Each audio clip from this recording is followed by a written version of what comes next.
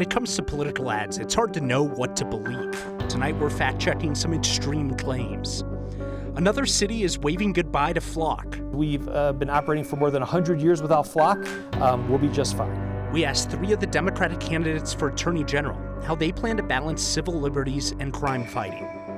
And join us in helping bring no-cost groceries and meals to Denver's Sun Valley neighborhood.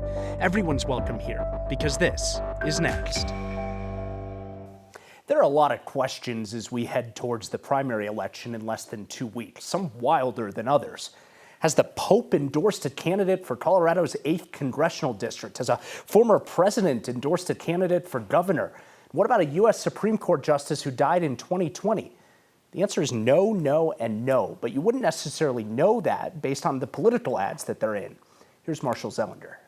Here, very troubling accounts of algorithms. You got to have more leaders like Michael Bennett. Philip Weiser. He goes for it. None of the people on these screens have endorsed a candidate in Colorado. Yet the Pope is in a political ad for Democrat Manny Rutinel in the 8th Congressional District. President Obama is featured in an ad paid for by Michael Bennett. And late Supreme Court Justice Ruth Bader Ginsburg appears in an ad paid for by Phil Weiser. The ad with the Pope is paid for by a political action committee called You Can Push Back. Manny took on the AI companies. Don't let them defeat him. Artificial intelligence needs to be disarmed. The group behind the ad is funded by California tech billionaire Chris Larson, who has spent close to $1 million on ads for Rutinel in his race against Shannon Byrd in the Democratic primary to take on Republican Congressman Gabe Evans. The Colorado Catholic Conference responded to the ad, saying the Catholic Church in Colorado and the Vatican do not endorse Manny Rutinel or any political candidate. In Colorado, that's precisely the kind of leader he's going to continue to be. No, this is not President Obama endorsing Bennett for governor. This is from 2010, when Obama was in Denver supporting Bennett's first Senate campaign. I asked the Bennett campaign repeatedly if Obama had endorsed Bennett. I did not get a yes or no answer. I know the answer is no, because Bennett has a website filled with endorsements, and if Obama was one of them, it would probably be prominent and first. Under former electeds, there's no name that starts with Barack and no name that starts with president. Bravo, Phil. Ruth Bader Ginsburg, the Supreme Court justice who died in 2020, also has not endorsed in the race for governor. In this ad, the Weiser campaign uses footage from an RBG video message that played after he was elected Attorney General in 2019. On screen, it says mentored by RBG, and the campaign admits it is not an endorsement. Separate from those ads, there's a ballot measure that voters will see in November about a change to the state constitution to have law enforcement alert ICE when they arrest someone for a violent crime or if that person has a prior felony and that person's legal status is uncertain. The ballot measure is from the conservative group Advance Colorado, which has this internal memo about frequently asked questions, and you can't quite see it, but it's with quotes from elected leaders, mostly Democrats. But the governor, Congressman Crow, Mayor Johnston, Weiser, they're all on here. They all confirm they do not support the initiative. And the header up here says, is this measure only supported by conservatives, ? Followed by these quotes from Democrats. Advance Colorado tells me they're not claiming they endorse the measure, and that this is just for internal supporters to review. But let's be honest, when you're looking at those ads, the candidates want you to think that those people are supporting them, right? I mean, like they aren't loving what you're doing here with this story. Let's put it this way. Again, I asked the Bennett campaign, do you have an endorsement from President Obama? And I got a word salad statement, and when I followed up, it's a yes or no question. Do you have one or not? And I didn't get a no. Yes, to your question, that's what they want you to believe. It's a yes or no question, and Marshall Zellander is going to ask them. Appreciate it. Fort Collins has joined Denver and Longmont in ditching flocked surveillance cameras over privacy concerns. City Council voted 6-1 last night, immediately canceling the contract with the company. Fort Collins police say right after the meeting, they were able to stop getting data and sending data from the cameras to the flock system. The city is now navigating whether it wants to contract with a different surveillance company. The police department is working on a surveillance policy that they say would place parameters on any future contracts. Because technology is changing so rapidly, we didn't want to just go with a different company and then have the same issues or concerns from the public. We've been operating for more than 100 years without Flock. We'll be just fine. We saw Denver ditch Flock and then immediately go over to Axon. Fort Collins owns 14 of the 50-plus Flock cameras in their town. Those are the ones impacted by the decision. The rest of the flock cameras up in northern Colorado in that area are privately owned. So the Democrats running for their party's nomination for Attorney General are wrestling with the balance between civil liberties and crime fighting. It comes as those communities, like Fort Collins, weigh whether they want flock cameras on their streets.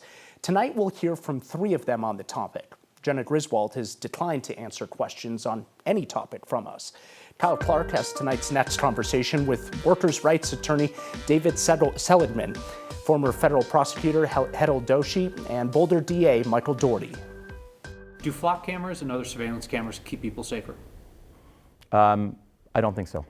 I don't think the way they're being used now, at the very least, right? Law enforcement says they're essential to solve crime. Yeah. Well, here's what I'll say about that.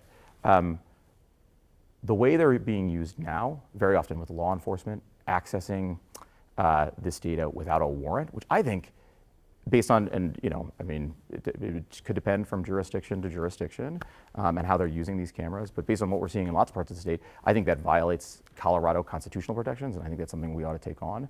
And I'm deeply concerned about this marriage of big tech and local law enforcement surveillance. I am open to the possibility that some of these tools, when used in accordance with the Constitution, could serve really valuable and important purposes, but I don't think we're seeing that right now. I think that the questions around surveillance that are posed by Flock or Axon or any of those surveillance systems are a subset of a much bigger problem, which is the widespread collection of data about Americans writ large by private companies, and then the sale and commodification of that data, whether it's to the federal government or to the other companies. And so that is why my background and experience in having taken on big tech in the most consequential battles of our time and succeeding really matters, because it makes me an authoritative voice, not just here in Colorado on this issue, but more nationally as well, in making sure that any big tech company that seeks to provide those types of products here in Colorado know they have a formidable adversary in me in terms of making sure that Coloradans are protected. Did you support the legislation that Democrats tried to and didn't muster enough support for in the last legislative session that would have required judicial warrants for access to surveillance camera systems? I did not. And why did you not support that? Because I think that there are problems with respect to the constitutionality of some of that legislative effort, and I also think that there needs to be additional clarity around appropriate uses of information by law enforcement. I think the bill went too far in requiring law enforcement to get warrants to access information they already had. So it was trying to capture every type of camera that law enforcement has access to and requiring them to get warrants for that. I think that's something that can and should, and as Attorney General, I promise you, will be worked out in the future. What does a better compromise look like? A better compromise, for example, would be a camera system that's run solely by the law enforcement agency, that they have it locked down, that how they run that system is transparent with the community, that the community is aware of what the cameras are being used for, and that it's used for traffic enforcement or serious criminal violations, but not for anything related to ICE and nothing related to violating people's privacy rights. You can see Kyle's full interviews with David Seligman, Hetal Doshi, and Michael Doherty on the Next YouTube channel. Tomorrow on Next, the candidates discuss whether Jenna Griswold's thin legal resume qualifies her to be Attorney General. State prosecutors said today that they are appealing the recent decision to vacate convictions against the paramedics who injected Elijah McClain with ketamine before his death. It's been nearly 7 years since McClain died. He was walking home from a convenience store doing nothing wrong when 3 officers stopped and subdued him. Then paramedics injected McClain with ketamine. He died 3 days later at the hospital. A grand jury indicted the 3 officers and the 3 paramedics. Juries convicted 1 of the 2 officers and 2 paramedics. 2 weeks ago, the Colorado Appeals Court tossed the paramedics' convictions of criminally negligent homicide, ruling that the judge improperly withheld jury instructions sought by their attorneys. The state is now appealing that decision to the Colorado Supreme Court. Each week, even when Kyle's gone, Next viewers have chipped in $5 at a time to support a variety of causes helping our neighbors across the state. And this week, we can help provide no-cost groceries to families in Denver's Sun Valley neighborhood. Here's Kyle with an update on this week's Word of Thanks. Thanks for being with Next while I'm away. Let's do some good in Colorado together. Your Word of Thanks microgiving campaigns have raised $18 million over 6 years. And this week, in collaboration with our 9 Cares Colorado Shares Food Drive, let's help feed families in Denver. The nonprofit Sun Valley Kitchen and Community Center is fighting hunger in the shadow of Mile High. Few neighborhoods in Denver have more challenges than Sun Valley. It is also seeing new investment, a redevelopment effort near the Broncos Stadium that's doubling the size of that neighborhood. Much of the new builds are affordable housing. Sun Valley Kitchen and Community Center is seeing new faces and old friends struggling to get by with the high cost of housing. So the nonprofit offers freshly made meals plus bags of groceries for families that would otherwise go without. The meals are made by young people that they employ from that very neighborhood. Sun Valley Kitchen and Community Center is not some mega food bank. It's a neighborhood-based effort to serve one of the highest need communities in Denver. What that means is that the generosity that we will gather from every corner of this state will help sustain their no-cost grocery and meals programs for years. That's going to make an enormous impact as that neighborhood and their need grow. Scan the QR code on your screen or text the word thanks to 303-871-1491 to get the link to donate. Even $5 helps, and you know the deal. I'll never ask you to give to a cause I don't support myself, so I'll match the first 50 donations of $5 to get us rolling. Just shy of 8,000 of you have signed up to make a monthly donation to the Word of Thanks Fund. You put in your info one time. Every month, that donation's automatically split among all the nonprofits we feature. And recently, that has added almost $50,000 to every weekly campaign. It felt like the inside of a hairdryer outside today, hot and windy. Crispy Donkey is definitely feeling a little crispy tonight. And he has more on if the heat and wind continues. Knowingly and intentionally putting it into the middle of an animal sanctuary is irresponsible. This man says poles from a telecommunications company are dripping poison into his sanctuary, and he worries about the long-term effects. Next. It was hot, windy, and dry out there today. Chris Bianchi joining us this evening. Chris, we really had all the ingredients for a really bad fire day, and luckily we haven't seen any of those fire starts today. Today was a knock on wood day, and it looks like we are going to, it's still a little early, but the worst of the wind is done, and it does appear that we've escaped a major fire start today, which is good news. I was pretty concerned about today because of this. This is unusually strong wind for this time of year, some 60 to even close to 80 mile an hour gusts this morning. So if we had a fire start, could have been a pretty bad go of things, but it's still 6:15. Fire weather warning goes till 9 p.m. tonight, but the wind will calm down notably for tomorrow. So that's why, again, we're past the worst of the wind. Still some gusty conditions through the evening, but again, the worst of the wind is done. And then tonight it really relaxes. Tomorrow, a little bit breezy, but not nearly as windy as it was today. Other story, the heat. 106 in Pueblo, your hottest temperature in almost 2 years. Hottest June temperature since 2018.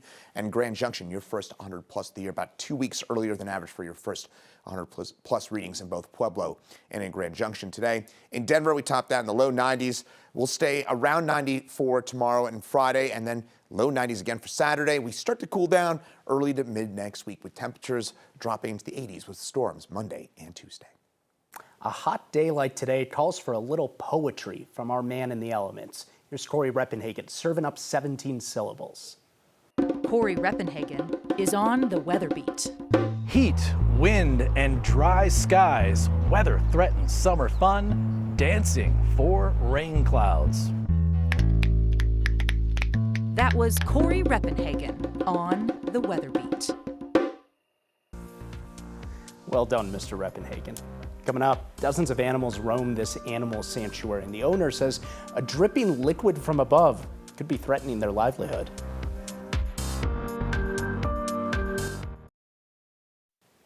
From wolves to tortoises, an animal sanctuary in Boulder County was built to give rescued creatures a safe place to live. But its owner says a new unwelcome arrival is now threatening that mission.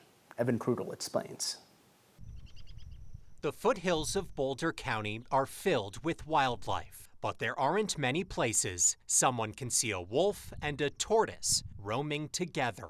This is all mowed by the tortoises, by the way. I haven't used a weed eater or a lawnmower on my property in over a decade. For Nico Novelli, this place isn't about making money. It's about giving animals of all shapes and sizes a second chance. I could build a house on that property for what I spend feeding these tortoises, but I do it out of passion and love. His Coal Creek Canyon Sanctuary was designed with safety in mind. But last year... Yeah, That's some of the poison coming out. He noticed something dripping off a CenturyLink telephone pole that had recently been replaced on his property. And it's literally, you can see the video, literally dripping down. After calling the company who manufactured the pole, Nico now believes that toxin is pentachlorophenol, a common industrial wood preservative that's since been banned by the EPA due to health risks including cancer. He's now in the process of getting that confirmed through an environmental consultant. Companies like CenturyLink can continue treating poles with it until next year. They were legally still allowed to use the product, that's fine. But knowingly and intentionally putting it into the middle of an animal sanctuary is irresponsible, to put it mildly. CenturyLink says they've offered to remove the poles, but their offer has been declined. Nico says he wants more done than just removal. It's all drained down into my soil. They want to take the poles out and fill the holes with dirt, leaving all that banned pesticide in my soil, literally using my private property animal sanctuary as their toxic waste dump.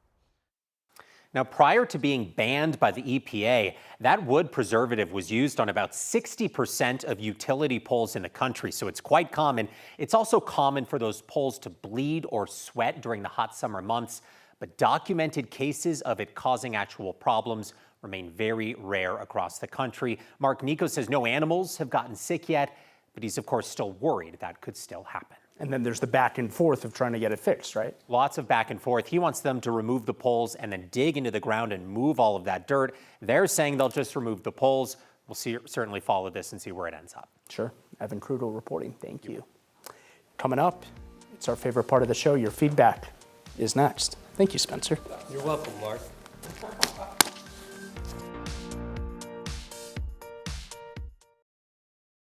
Thanks for being with Next while I'm away. This week's Word of Thanks micro-giving campaign is again fighting hunger in Colorado. Scan the QR code on your screen or text the word thanks to 303-871-1491 to join me and a bunch of others in giving to the Sun Valley Kitchen and Community Center. The low-income neighborhood of Sun Valley near Mile High, the Bronco Stadium, it's doubling in size due to a redevelopment project that's adding affordable housing. So that longtime nonprofit is there to make sure that no one in the community goes hungry, offering freshly made meals and no-cost groceries.